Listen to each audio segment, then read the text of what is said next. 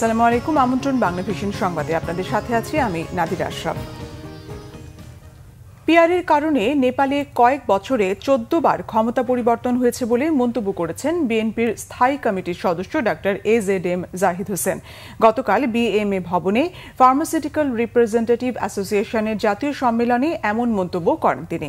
Doctor AZM Zahid Hossain বলেন, 5 অগাস্টের আগে কেউ পিআর পদ্ধতি নিয়ে আলোচনা করেনি। এখন কিছু দল কর্তৃত্ববাদী ফ্যাসিস্ট মতামত শোনাচ্ছে বলে মন্তব্য তার। বলেন, কেউ কেউ পিআরের জন্য রাস্তায় নামছেন। যারা জনগণের অনুমতি না নিয়েও জনগণের মতামত হিসেবে চালাচ্ছে তারা আসলে নির্বাচন পেছাতে চায়।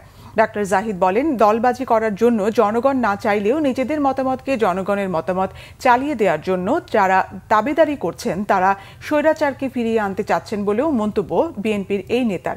জনগণের মতামতকে অন্য আন্তর্জাতিক গোষ্ঠীর ফায়দা আদায়ের কাজে ব্যবহার করলে দেশের মানুষ তা মেনে নেবে না বলেও হুঁশিয়ারি দেন ডক্টর জাহিদ। এ সময় ভুয়া ঝটিকা মিছিলের মাধ্যমে জনমনে বিভ্রান্তি সৃষ্টি করা হচ্ছে বলেও অভিযোগ করেন তিনি।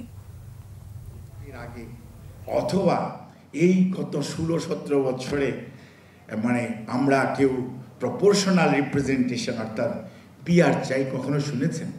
কখনো শুনেছেন? আপনারা শুনেন নেই এবং এ ধরনের বক্তব্য কারো ছিল না। আজকে কেউ কেউ বলেন, বলতে দোষ নাই, কারণ গণতন্ত্রের মধ্যে কথা বলবেন। This is the beauty of democracy.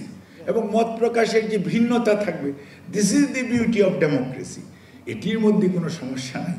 কিন্তু যখন আপনি বলেন আপনার কথাটি না শুনলে এটা হতে দিব না, এটা করতে দিব না, তখন কিন্তু কর্তৃত্ববাদিতার আওয়াজ পাওয়া যায়। অর্থাৎ স্বৈরাচার যে ভাষায় কথা বলতো ওটি বোঝা যায়।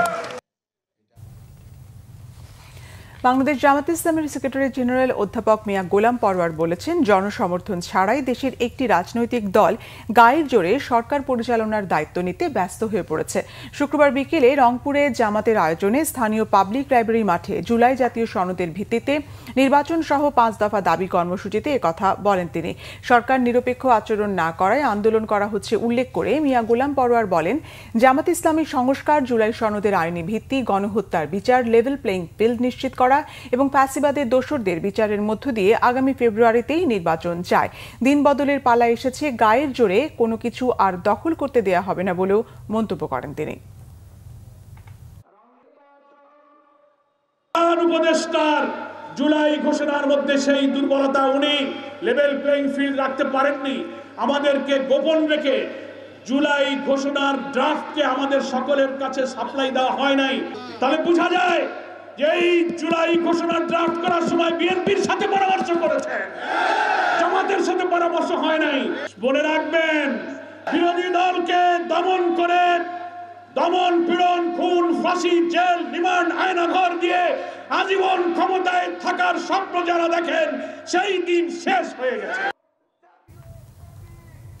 নিম্নকক্ষে নয়, উচ্চকক্ষে পিআর পদ্ধতি চায় জাতীয় নাগরিক পার্টি এনসিপি। কোনো জোটভুক্ত আন্দোলন নয়, নিজস্ব রাজনৈতিক লক্ষ্য নিয়ে এগোতে চায় দলটি। সন্ধ্যায় ব্রিফিংয়ে এসব কথা বলেছেন দলটির আহ্বায়ক নাহিদ ইসলাম।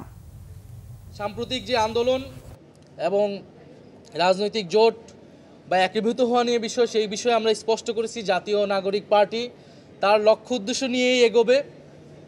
কোনো রাজনৈতিক গ্রুপ যদি মনে করে যে এই লক্ষ্য উদ্দেশ্যের সাথে তারা একমত, তারা আমাদের সাথে আসতে পারে। এবং যেহেতু আমরা জামাত ইসলামের নেতৃত্বে যে আন্দোলনটা হচ্ছে যুগপৎ আন্দোলন, সেই আন্দোলনের সাথে জাতীয় নাগরিক পার্টি নাই, অংশগ্রহণ করছে না। কারণ নিম্নকক্ষে আমরা পিআর চাই না, নিম্নকক্ষের পিআরের বিরুদ্ধে আমরা অবস্থান নিয়েছি। আমরা শুধু উচ্চকক্ষে পিআর এবং একটা জবাবদিহিতার জন্য একটি কার্যকর উচ্চকক্ষ চাচ্ছি। ফলে সেটাকে নিশ্চিত করে যাতে জুলাই সনদ বাস্তবায়ন করা হয়। ফলে আমরা এই মুহূর্তেই কোনো জোট ভিত্তিক আমরা চিন্তাভাবনা করছি না যে আমাদের যে বড় রাজনৈতিক দল রয়েছে তাদের সাথে, বরং জাতীয় নাগরিক পার্টি তার স্বতন্ত্র রাজনৈতিক উদ্দেশ্য নিয়ে আগাবে। এবং এবার কেন্দ্রীয় ছাত্র সংসদ নির্বাচন দাবি দেশের দক্ষিণাঞ্চলের প্রাচীনতম শিক্ষা প্রতিষ্ঠান বরিশালের ব্রজমোহন বিশ্ববিদ্যালয় বা বিএম কলেজ শিক্ষার্থীদের। 1 সপ্তাহের আলটিমেটাম দিয়ে নির্বাচনের রূপরেখা ঘোষণার দাবি জানিয়ে স্মারকলিপি দিয়েছে ছাত্র শিবির এবং ইসলামী আন্দোলন। নির্বাচনের বিষয়ে সহযোগিতার আশ্বাস দিয়েছেন অধ্যক্ষ। বরিশাল থেকে শাহিন হাসানের তথ্য ও ছবিতে ডেস্ক রিপোর্ট। 2003 সালে ব্রজমোহন বিশ্ববিদ্যালয় কলেজ ছাত্র সংসদ নির্বাচনের পর আর কোনো নির্বাচন হয়নি কলেজটিতে, জরাজীর্ণ বাকসু ভবন। তবে আওয়ামী লীগ সরকারের সময় 3 মাসের জন্য কর্মপরিষদ গঠন করে তা দিয়ে কয়েক বছর পার করেছে তৎকালীন বিএম কলেজ ছাত্রলীগ। এখানে ফার্স্ট ইয়ার এবং সেকেন্ড ইয়ার থার্ড ইয়ারের একজন ছাত্র অথবা ছাত্রী তার প্রাপ্য সিটটা পাচ্ছে না। ভর্তির সময় সাধারণ শিক্ষার্থীদের কাছ থেকে একটা অংশ কেটে নেওয়া হয় ফি, ছাত্র সংসদ বাবদ, কিন্তু এই অংশটা কোথায় যায়, কোথায় ব্যবহার হয়, এটা আদৌ আমরা এখন পর্যন্ত জানতে পারি নাই। আমরা আশা করি যে এই যে ডাকসুর ধারাবাহিকতা বজায় রেখে প্রত্যেকটা ক্যাম্পাসে বাংলাদেশে এই যে ছাত্র সংসদ নির্বাচনটা চালু হবে।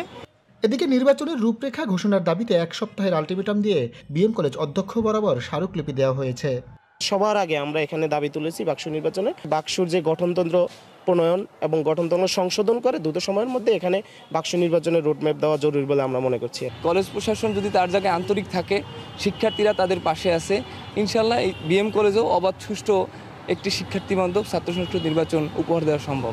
সকল সংকট, আপনি একটা দুইটা এরকম বললে আমি কয়েকটা বলতে পারবো। এই সকল সংকটগুলো ছাত্রদের প্রতিনিধিত্ব যারা করতে পারবে, যদি করতে পারে, তারা এই সকল সমস্যাগুলো সমাধানে কাজ করতে পারবেন। তবে ডাকসু নির্বাচনে অনিয়ম কারচুপি দেখে বাকসু নির্বাচনে গরজ কম ছাত্র দলের। ডাকসুতে যেভাবে ইলেকশন প্রশ্নবিদ্ধ দেখেছি, এটা ছাত্র সমাজ, সারা বাংলার ছাত্র সমাজ হতাশ, তার পাশাপাশি বিএম কলেজের ছাত্র সমাজও হতাশ হয়েছে বলে আমরা বিশ্বাস করি। তো আমরা এই ধরনের কোনো প্রহসন নির্বাচন বিএম কলেজে হোক, এটা আমরা চাই না। অধ্যক্ষের পাশাপাশি প্রশাসনের কাছ থেকেও সহযোগিতার আশ্বাস মিলেছে। ছাত্ররা দাবি করেছে, আমি সক্রিয়ভাবে চিন্তা করছি, আমাদের অন্য সব ছাত্রদের সাথে বসে আলাপ আলোচনা করে এরপরে এখানকার স্থানীয় প্রশাসন, আইনশৃঙ্খলা বাহিনী, কারণ একটা ইলেকশন উঠাতে গেলে তো সবার সহযোগিতা দরকার, তাদের সঙ্গে পরামর্শ করে তারপর আমরা একটা সিদ্ধান্ত নেব। ওখানকার প্রশাসন যদি মনে করে যে না, তাদের ওখানকার বাক্স নির্বাচন তাদের দরকার বা করা দরকার, তাহলে আমাদের কাছে অবশ্যই তারা যোগাযোগ করবে। যোগাযোগ করলে আমাদেরকে সিকিউরিটির জন্য চিঠি দিলে আমরা অবশ্যই ব্যবস্থা নিতে বাধ্য। বিএম কলেজে শিক্ষার্থী 27,000-এর বেশি। শিক্ষা ও শিক্ষার্থীদের স্বার্থ সংশ্লিষ্ট দাবি আদায়ে নির্বাচনের মাধ্যমে ছাত্র প্রতিনিধি চান তারা। শাহিন হাসান, বাংলাভিশন, বরিশাল। ভিডিও অ্যাপ টিকটকের ভাগ্য নির্ধারণের লক্ষ্যে যুক্তরাষ্ট্রের প্রেসিডেন্ট ডোনাল্ড ট্রাম্প ও চীনের প্রেসিডেন্ট শি জিনপিং এর মধ্যে ফোনালাপ হয়েছে। শুক্রবার বহু কাঙ্ক্ষিত এই আলোচনায় দুই বিশ্ব নেতা টিকটকের পাশাপাশি দুই দেশের মধ্যে বাণিজ্য নিয়েও আলোচনা করেন।